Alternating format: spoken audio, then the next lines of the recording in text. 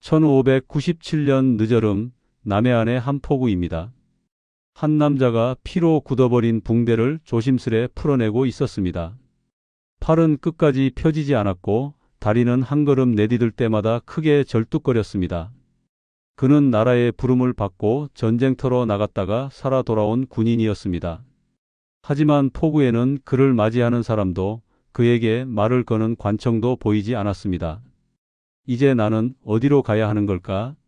전쟁은 끝을 향해 가고 있었지만 그의 삶은 그날부터 다시 시작되지 못하고 있었습니다. 나라를 위해 싸웠는데 조선의 전상병들은 과연 어떻게 되었을까요? 전쟁터에서 살아 돌아온 것이 축복이었을지 아니면 또 다른 고통의 시작이었을지 조선의 기록은 이 질문에 쉽게 답하지 않습니다. 본격적으로 이야기를 이어가기 전에 이 내용을 위해 조선 왕조실록의 임진왜란 정유재란 기사와 승정원 일기에 남은 군정 관련 기록, 그리고 조선시대 군역과 구율 제도를 다룬 여러 연구서를 직접 확인했습니다. 구독과 좋아요는 역사 라디오를 계속 만드는 힘이 됩니다. 감사합니다. 이제 시간을 조금 거슬러 올라가 보겠습니다. 아직 전쟁이 시작되기 전 조선이라는 나라가 군인을 어떤 존재로 바라보고 있었는지부터 살펴볼 필요가 있습니다. 조선에서 군인은 특별한 직업인이 아니었습니다. 군인은 대부분 평범한 백성이었고 군역은 선택이 아니라 의무에 가까웠습니다. 남자가 태어나면 언젠가는 군적의 이름이 오르고 필요할 때 불려나가 싸워야 했습니다.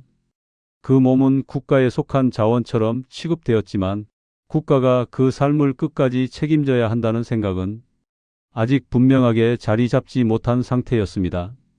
조선 초기의 군제는 비교적 단순했습니다. 중앙과 지방에 군이 배치되고 평소에는 농사를 짓다가 유사시에 소집되는 구조였습니다.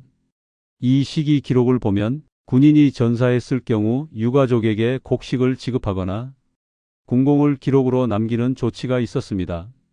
하지만 살아서 다친 경우, 즉 전상병에 대한 규정은 거의 보이지 않습니다. 확실하다고 단정할 수는 없지만 당시에는 다친 몸은 개인이 감당해야 할 몫에 가깝게 여겨졌던 것으로 보입니다. 15세기 중반으로 가면 군공과 포상 제도가 점차 정비됩니다. 적의 목을 베었는지 성을 지켜냈는지 같은 전투 성과가 평가 기준이 됩니다.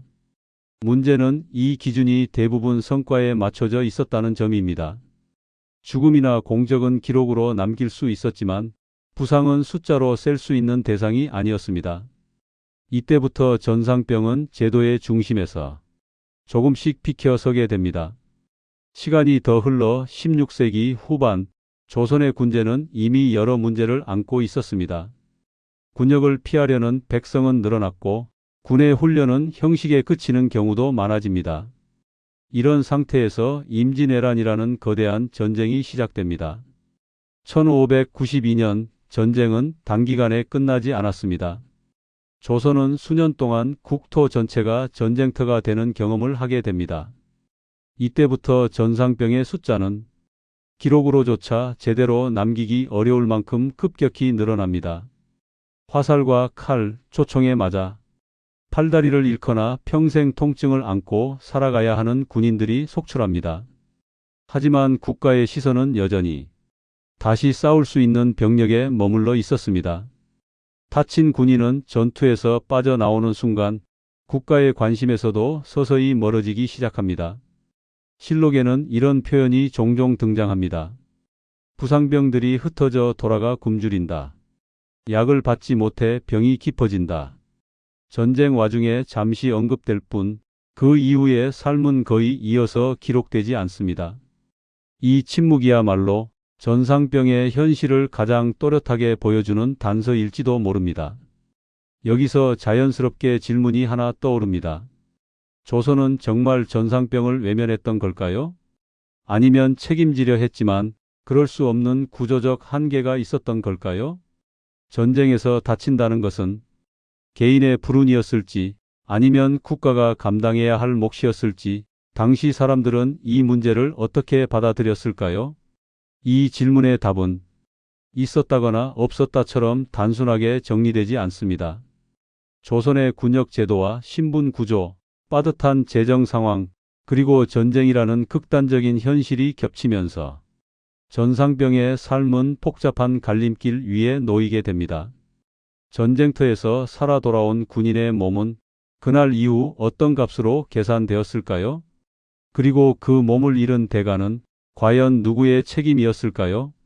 이제 시선을 조금 더 넓혀 조선 사회 전체가 군인의 몸을 어떻게 사용하고 있었는지로 이야기를 이어가 보겠습니다. 전쟁터에서 간신히 목숨을 건져 돌아온 군인의 모습이 아직 마음에 남아있는 가운데 조금 시간을 거슬러 올라가 보겠습니다.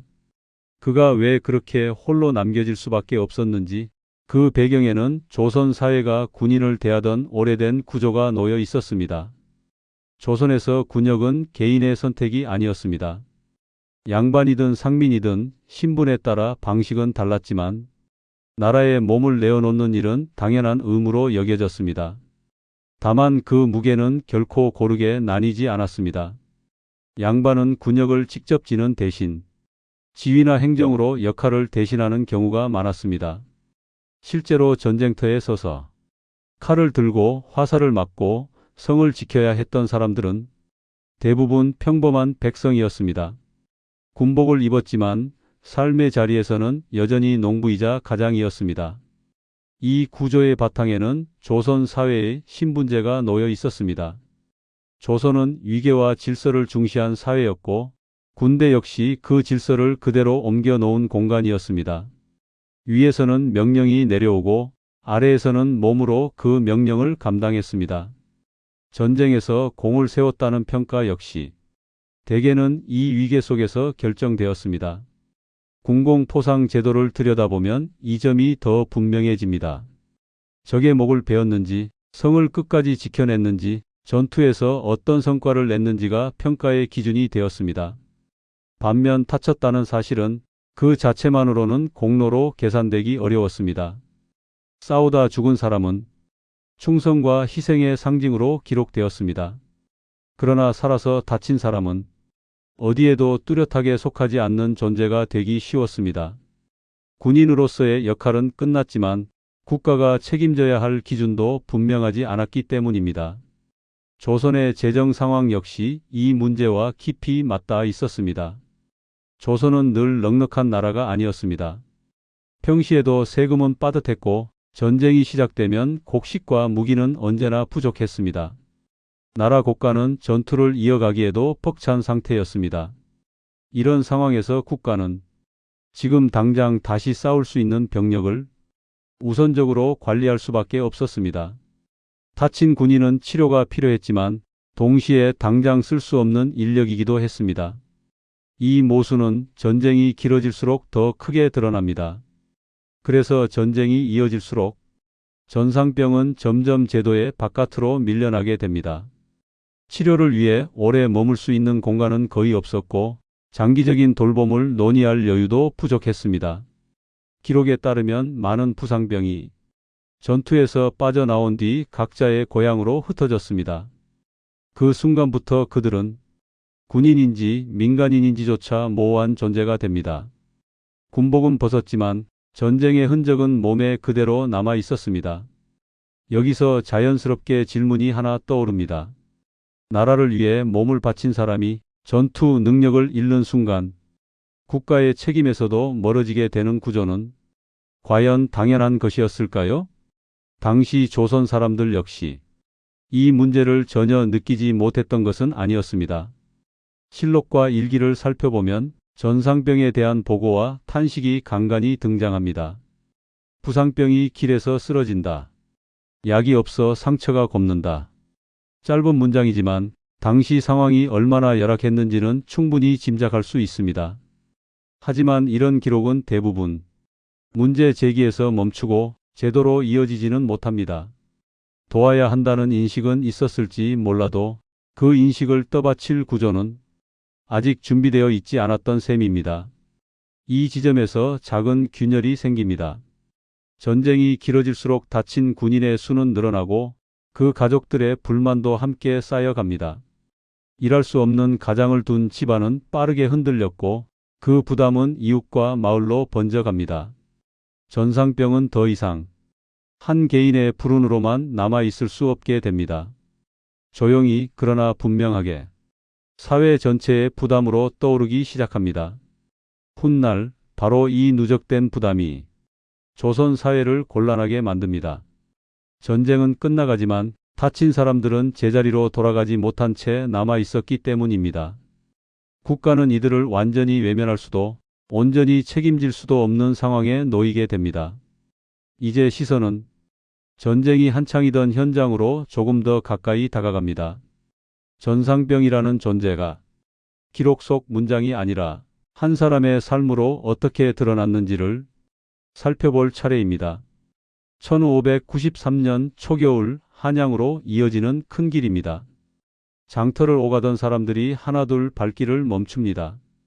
군복을 걸친 한 남자가 길가에 주저앉아 있었기 때문입니다.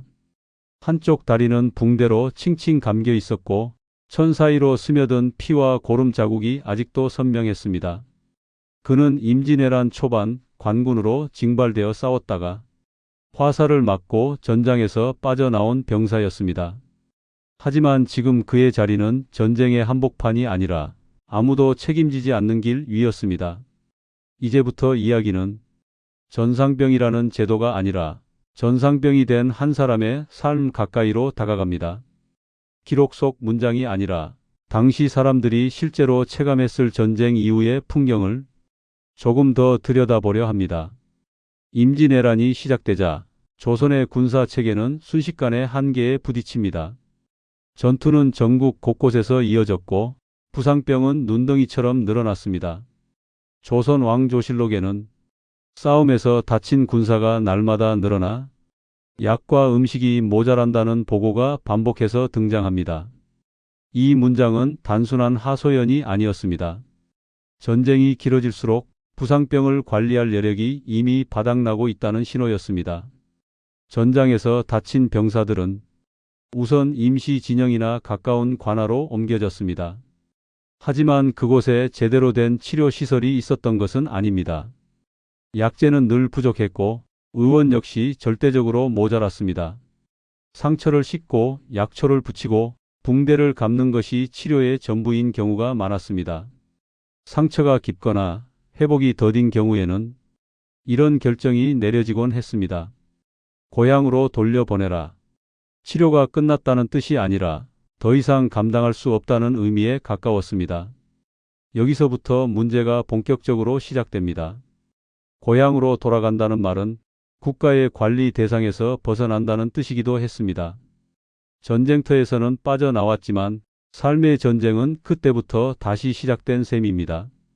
실록에는 이름조차 남지 않은 부상병들의 이야기가 짧은 문장으로 스쳐 지나갑니다. 부상병이 길에서 굶어 죽었다. 집으로 돌아갔으나 농사를 지을 수 없어. 가족이 흩어졌다. 문장은 짧지만 그 안에 담긴 삶의 무게는 결코 가볍지 않습니다. 당시 사람들 사이에서는 이런 말이 돌았다고도 전해집니다. 전쟁에서 죽으면 충신이고 살아서 다치면 짐이 된다. 확실한 기록으로 단정할 수는 없지만 이 말이 퍼졌다는 사실만으로도 당시의 냉담한 분위기를 짐작할 수 있습니다. 전상병은 동정의 대상이 되기도 했지만 동시에 꺼려지는 존재이기도 했습니다. 도와야 한다는 마음과 감당하기 어렵다는 현실이 늘 함께 따라 붙었습니다. 가장 큰 문제는 생계였습니다. 전쟁터에 나간 동안 이미 집안의 노동력은 줄어들어 있었고 다쳐서 돌아온 뒤에는 그마저도 회복되지 않는 경우가 많았습니다. 논밭을 갈 수 없고 품팔이를 나갈 수도 없으며 세금과 군포는 그대로 남아 있었습니다. 이때부터 전상병의 문제는 개인의 불운을 넘어섭니다. 일할 수 없는 가장을 둔 집안은 빠르게 흔들렸고 그 부담은 가족과 이웃 그리고 마을 전체로 번져갔습니다. 승정원 일기에는 이런 상소가 등장합니다. 부상한 군사들이 역을 감당하지 못해 도망하거나 병들어 죽습니다. 이는 단순한 보고가 아니라 국가 입장에서도 상황이 점점 곤란해지고 있다는 신호였습니다. 다친 병사가 늘어날수록 군적은 흐트러지고 세금 징수는 어려워졌습니다. 전상병은 보호해야 할 대상이면서도 국가 운영 차원에서는 부담으로 인식되기 시작합니다. 이 과정에서 갈등은 점점 쌓여갑니다. 부상병과 그 가족들은 억울함을 호소하지만 관청에서는 전례가 없다는 이유로 결정을 미루는 경우가 많았습니다. 어디까지 책임져야 하는지 뚜렷한 기준이 없었기 때문입니다. 야사와 후대 기록에는 일부 부상병이 스스로 군인임을 숨겼다는 이야기도 전해집니다. 군역 면제를 기대하기보다 군적에 묶여 다시 불려갈까 두려워했다는 내용입니다. 확실하다고 단정할 수는 없지만 이런 이야기가 돌았다는 사실만으로도 당시의 불안과 혼란을 엿볼 수 있습니다. 이쯤에서 조선 사회는 피할 수 없는 선택의 기로에 서게 됩니다. 전쟁은 아직 끝나지 않았고 부상병은 계속 늘어나고 있었습니다. 이들을 개인의 불운으로 남겨둘 것인지 아니면 국가가 책임져야 할 대상으로 인정할 것인지 이 질문은 더 이상 미룰 수 없게 됩니다. 그리고 바로 이 시점에서 조선은 부분적인 해법을 고민하기 시작합니다. 군역을 덜어주거나 자벽을 면제하는 방안이 조심스럽게 논의되기 시작하는 것도 이 무렵입니다. 하지만 그 조치들이 전상병의 삶을 얼마나 바꾸었는지는 아직 알 수 없습니다. 전쟁은 사람의 몸을 다치게 했지만 그 다친 몸을 어떻게 대할 것인지는 사회가 선택해야 할 문제였습니다. 이 선택은 조선이라는 나라의 성격을 가장 선명하게 드러내는 순간이 됩니다. 이제 이야기는 조선이 내놓으려 했던 그 선택의 윤곽으로 조금 더 깊이 들어가게 됩니다. 1598년 가을, 전쟁이 끝을 향해 가던 무렵의 한양입니다. 궁궐 안에서는 종전 논의가 오가고 있었지만 도성 바깥 골목에서는 전혀 다른 장면이 펼쳐지고 있었습니다. 목발을 짚은 군인, 한쪽 팔을 제대로 쓰지 못하는 병사, 얼굴에 깊은 상처를 안고 있는 사람들이 관청 앞에 조용히 모여 있었습니다. 이들은 모두 나라의 부름을 받고 전쟁터로 나갔다가 살아서 돌아온 사람들이었습니다. 전쟁은 끝나가고 있었지만 전상병의 삶은 오히려 이 시점에서 가장 벼랑 끝에 서게 됩니다. 싸울 병력이 더는 필요 없어진 순간 다친 몸은 더 이상 전쟁에 필요한 자원이 아니게 되었기 때문입니다. 갈등은 바로 여기에서 가장 날카롭게 드러납니다. 임진왜란 말기와 전후 시기의 기록을 보면 관청에 올라오는 상소의 성격이 조금씩 달라지고 있음을 알 수 있습니다. 전투 상황을 알리는 보고 대신 부상병 처리를 둘러싼 호소가 늘어납니다. 전쟁에서 다쳐 농사를 지을 수 없으니 세금을 감해 주시기 바랍니다. 군역을 대신할 수 없게 되었으니 자벽을 면제해 주시기 바랍니다. 이런 상소가 잇따라 올라옵니다. 문제는 이 요구를 받아들일 명확한 기준이 없었다는 점입니다. 조선에는 전상병을 하나의 집단으로 묶어 관리하는 제도가 마련되어 있지 않았습니다. 그때그때 상황에 따라 담당 관리의 판단에 따라 혹은 왕의 제가에 따라 처리되었습니다. 누군가는 곡식을 조금 받았고 누군가는 군역을 덜었습니다. 하지만 누군가는 아무 도움도 받지 못했습니다. 같은 전쟁에서 같은 상처를 안고 돌아왔어도 결과는 제각각이었습니다. 이 불균형은 곧 불만으로 번집니다. 왜 어떤 사람은 면제받고 왜 어떤 사람은 여전히 군포를 내야 하는지, 왜 전쟁에서 다쳤다는 사실이 문서로 증명되지 않으면 아무것도 달라지지 않는지 사람들은 쉽게 납득하지 못했습니다. 이 시점에서 제목의 질문이 다시 떠오릅니다. 나라를 위해 싸웠는데 조선은 전상병을 어떻게 대하고 있었던 걸까요? 사실관계부터 차분히 정리해 보겠습니다. 조선이 전상병을 완전히 방치한 나라였다고 단정하기는 어렵습니다. 조선 왕조실록에는 전상 군인에게 군역을 감면하거나 자벽을 면제하라는 왕의 지시가 분명히 등장합니다. 일부에게는 쌀이나 배를 지급하라는 명령도 내려집니다. 다만 이 조치들은 공통된 특징을 갖고 있습니다. 모두 임시적이었고 예외적인 경우에 해당했으며 지속적인 제도로 이어지지 않았다는 점입니다. 전쟁이 끝나고 시간이 지나면 이런 조치들은 자연스럽게 흐려졌습니다. 왜 이런 방식밖에 가능하지 않았을까요? 그 이유는 조선의 정치 구조와 재정 상황에 깊이 연결되어 있습니다. 임진왜란은 조선의 국력을 극단적으로 소모시킨 전쟁이었습니다. 나라 국가는 비어 있었고 백성들 역시 이미 피폐해져 있었습니다. 이런 상황에서 전상병을 장기적으로 돌본다는 것은 단순한 인정이나 동정의 문제가 아니었습니다. 국가 운영 전체와 직결된 문제였습니다. 한 사람을 돕는다는 것은 그만큼 다른 누군가에게 부담이 돌아갈 수밖에 없었습니다. 정치적인 배경도 함께 작용했습니다. 조선 사회에서 군인은 신분 질서의 아래쪽에 놓인 존재였습니다. 정치적으로 목소리를 낼 통로는 거의 없었고 집단으로 요구를 관철할 힘도 부족했습니다. 전상병은 보호해야 할 존재였지만 제도를 움직일 힘은 갖지 못했습니다. 그래서 조선의 대응은 늘 조심스럽고 뒤늦을 수밖에 없었습니다. 문제가 커지면 잠시 손을 대고 상황이 가라앉으면 다시 놓는 방식이 되풀이됩니다.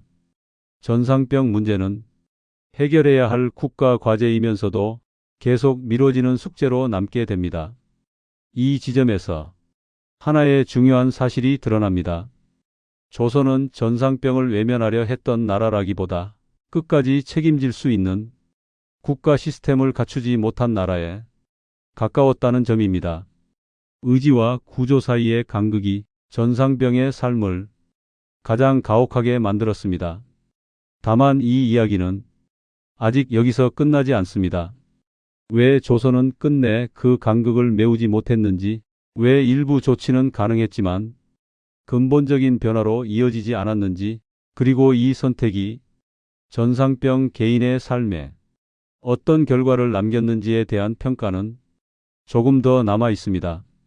이제 이야기는 이 구조가 실제 사람들의 삶에 어떤 흔적을 남겼는지로 한 걸음 더 들어가게 됩니다.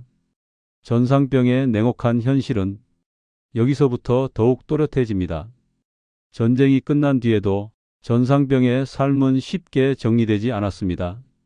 앞에서 살펴본 것처럼 조선은 전상병을 완전히 외면한 나라도 온전히 책임진 나라도 아니었습니다.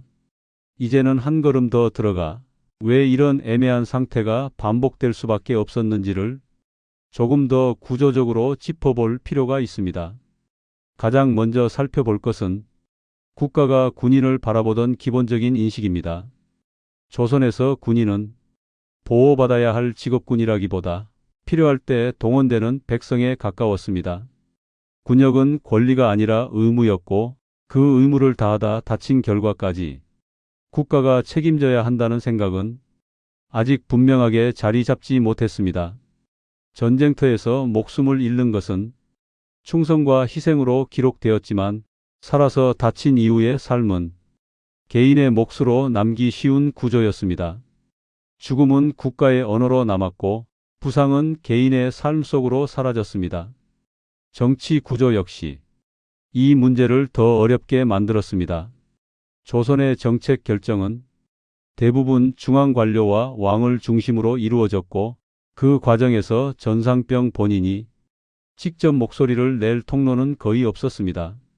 상소를 올릴 수는 있었지만 그것이 제도로 굳어지기까지는 여러 단계의 문턱을 넘어야 했습니다.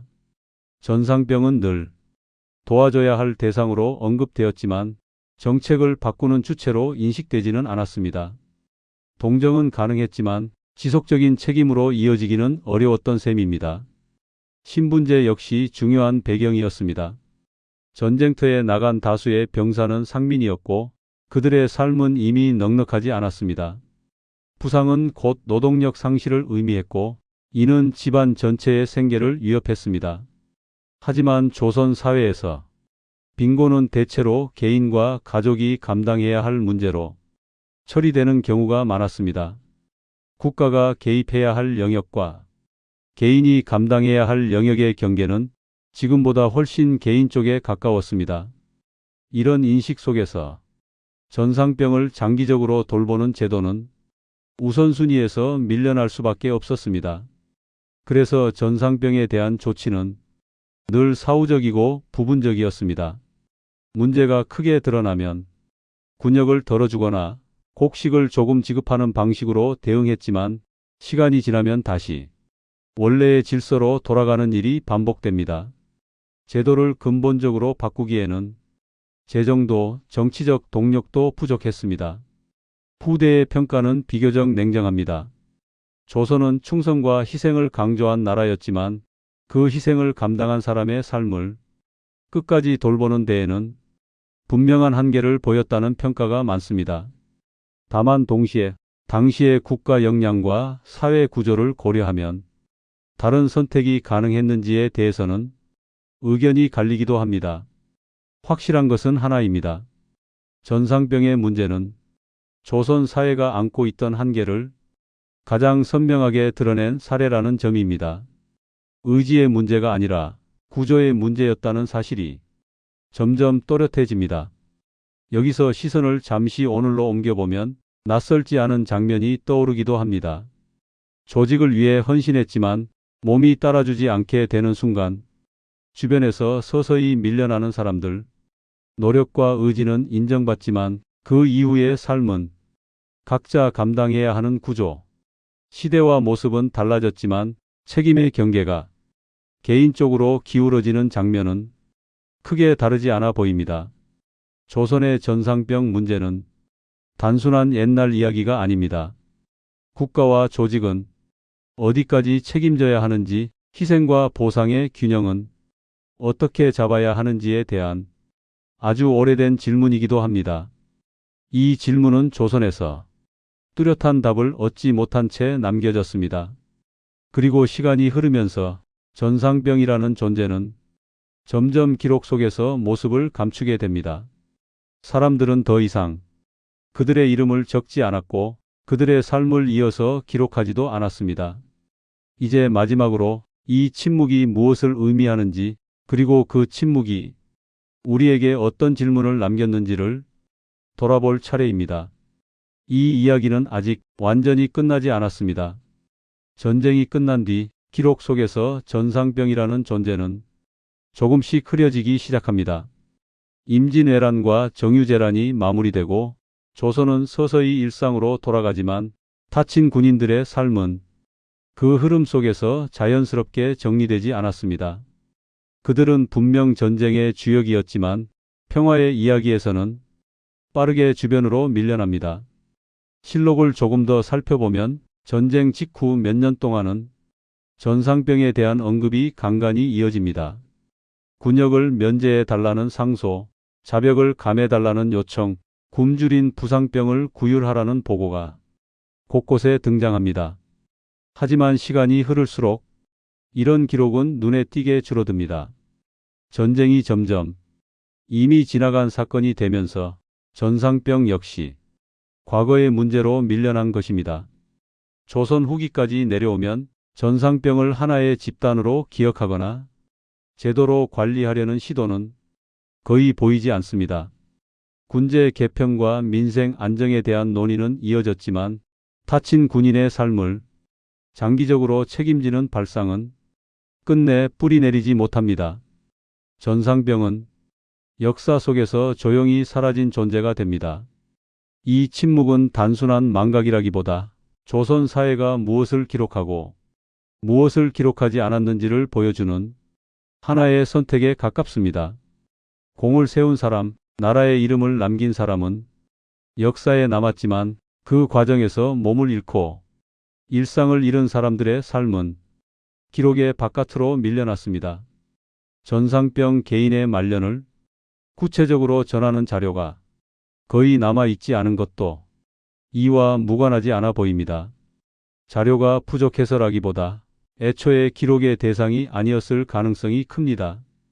다쳤다는 사실은 더 이상 국가의 이야기거리가 아니었고 그 이후의 삶은 각자의 집안과 마을에서 조용히 감당해야 할 몫이 되었습니다. 그렇다면 이런 선택은 이후 역사에 어떤 흔적을 남겼을까요? 조선은 이후에도 여러 전쟁과 군사적 긴장을 겪습니다. 그러나 전상병을 체계적으로 관리하는 제도가 새로 자리 잡지는 않습니다. 군역은 여전히 의무였고 다친 몸의 책임은 개인과 가족에게 돌아가는 구조가 크게 달라지지 않습니다. 이 구조는 조선 사회 전반의 인식과도 맞닿아 있습니다.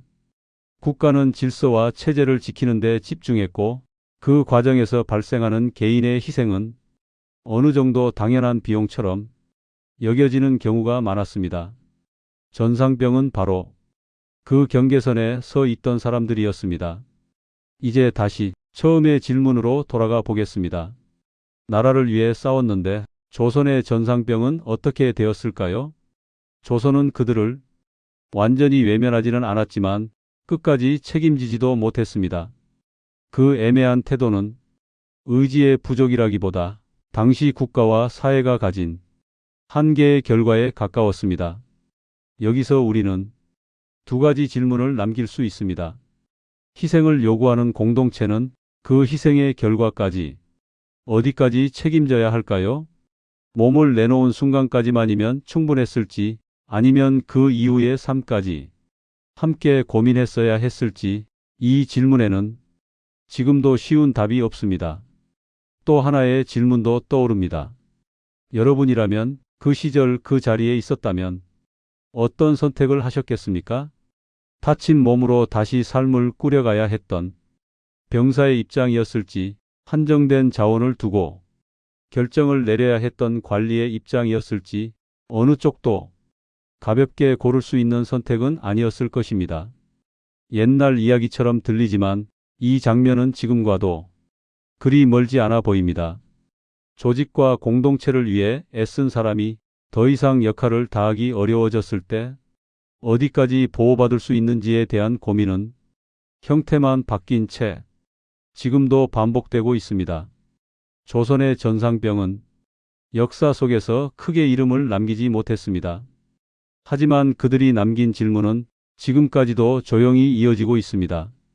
국가란 무엇인지, 공동체란 무엇인지, 그리고 그 안에서 개인의 삶은 어디까지 지켜질 수 있는지에 대한 질문입니다. 오늘 이야기는 여기까지입니다. 이 영상이 좋았다면 구독과 좋아요, 알림 설정이 영상 제작에 큰 힘이 됩니다. 댓글로 오늘 가장 인상 깊었던 장면이나 다음에 다뤘으면 하는 주제를 하나 남겨주셔도 좋겠습니다. 감사합니다.